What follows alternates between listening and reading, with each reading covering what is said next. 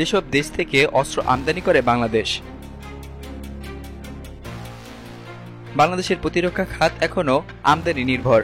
সেনাবাহিনী, নৌবাহিনী এবং বিমান বাহিনীকে আধুনিক এবং শক্তিশালী করতে সরকার ফোর্সেস গোল 2030 বাস্তবায়নের মাধ্যমে বিভিন্ন দেশ থেকে উন্নত প্রযুক্তির সামরিক সরঞ্জাম সংগ্রহ করছে। যেহেতু বাংলাদেশে অস্ত্র এবং সামরিক প্রযুক্তি নির্মাণের পরিকাঠামো এখনও সীমিত, তাই আমদানির দিকে নির্ভরতা বেশি। ফলে বাংলাদেশ আজ বিশ্বব্যাপী বিভিন্ন দেশের সঙ্গে সামরিক বাণিজ্যিক সম্পর্ক গড়ে তুলেছে। এই দেশগুলোর মধ্যে রয়েছে চীন, বাংলাদেশের প্রধান সামরিক মিত্র এবং সরবরাহকারী দেশ।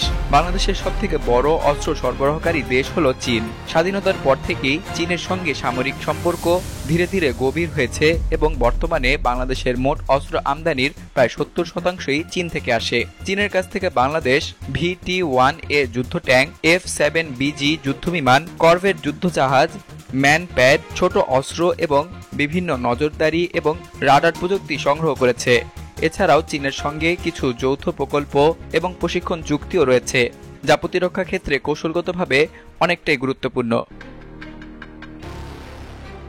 এরপরে রয়েছে তুরস্ক, উদীয়মান শক্তি এবং আধুনিক প্রযুক্তির যোগানদাতা। তুরস্ক বাংলাদেশের একটি উদীয়মান প্রতিরক্ষা মিত্র। সাম্প্রতিক বছরগুলোতে তুরস্ক থেকে বাংলাদেশ কয়েকটি আধুনিক প্রযুক্তির সাঁজোয়া যান এবং গাইডেড রকেট সিস্টেম সংগ্রহ করেছে। এর মধ্যে উল্লেখযোগ্য হচ্ছে TRG-300 ক্যাপলান রকেট সিস্টেম এবং এর মধ্যে রয়েছে ওতকার কোবরা সাঁজোয়া যান। বাইরাক্টার TB2 ড্রোন সংগ্রহের আলোচনাও চালাচ্ছে, যা সফল হলে বাংলাদেশ আকাশ থেকে নজরদারি এবং আক্রমণে নতুন মাত্রা যোগ দিতে পারবে। তুরস্ক এবং বাংলাদেশের রাজনৈতিক ঘনিষ্ঠতা সামরিক সম্পর্ককেও এগিয়ে নিয়ে যাচ্ছে।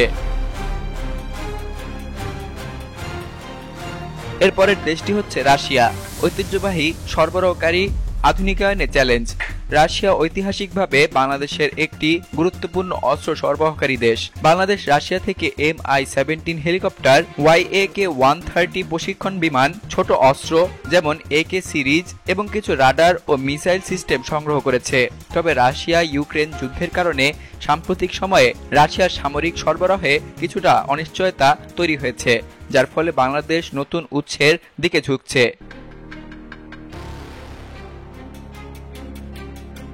এরপরের দেশটি হচ্ছে যুক্তরাষ্ট্র, সীমিত সরবরাহ, প্রশিক্ষণ এবং সহযোগিতা। যুক্তরাষ্ট্র বাংলাদেশকে সরাসরি ভারী অস্ত্র খুব বেশি দেয় না, তবে প্রশিক্ষণ, লজিস্টিক্স সহায়তা এবং কিছু মাঝারি সরঞ্জামের সহযোগিতা করে থাকে।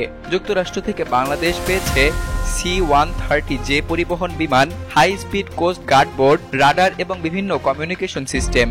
তবে যুক্তরাষ্ট্র সবসময় মানবাধিকার এবং সুশাসনের বিষয়টি সামনে রেখে সামরিক সরঞ্জাম সংগ্রহ করে থাকে, তাই তাদের নীতি তুলনামূলকভাবে কঠোর এবং সতর্ক।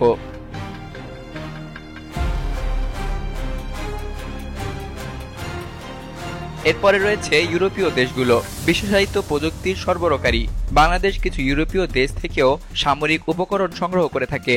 যুক্তরাজ্য থেকে NLAW অ্যান্টি ট্যাঙ্ক অস্ত্র, ফ্রান্স থেকে প্রশিক্ষণ সিমুলেটর এবং রাডার, জার্মানি এবং নেদারল্যান্ডস থেকে বিভিন্ন ধরনের প্রতিরক্ষা যন্ত্রাংশ সংগ্রহ করা হয়েছে। এই সরঞ্জামগুলো সাধারণত উচ্চ প্রযুক্তি সম্পন্ন এবং সীমিত চাহিদার জন্য ব্যবহৃত হয়। বহুমাত্রিক অস্ত্র আমদানির কৌশলগত গুরুত্ব। বাংলাদেশের অস্ত্র আমদানির এই বৈচিত্র্যতা আসলে একটি কৌশলগত সিদ্ধান্ত। একটি মাত্র দেশের উপর নির্ভরশীলতা ঝুঁকিপূর্ণ, বিশেষ করে যুদ্ধ অথবা বৈশ্বিক সংকটের সময়। তাই বাংলাদেশ চীন, তুরস্ক, রাশিয়া, যুক্তরাষ্ট্র এবং ইউরোপীয় দেশগুলোর মধ্যে ভারসাম্য রেখে প্রতিরক্ষা সরঞ্জাম সংগ্রহ করেছে, যাতে কোনো এক উৎসে বিঘ্ন ঘটলেও অন্য উৎস থেকে তা পূরণ করা সম্ভব হয়।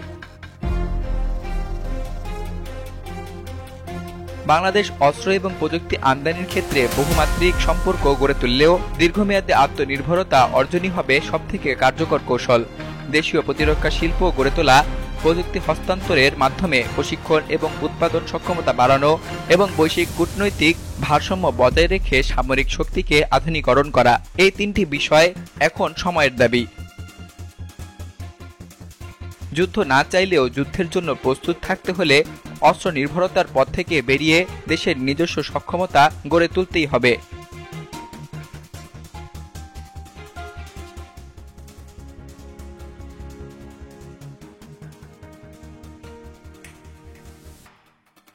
বিলিয়ানুর, নিউজ ডেস্ক, বাংলাদেশ কণ্ঠ, ঢাকা।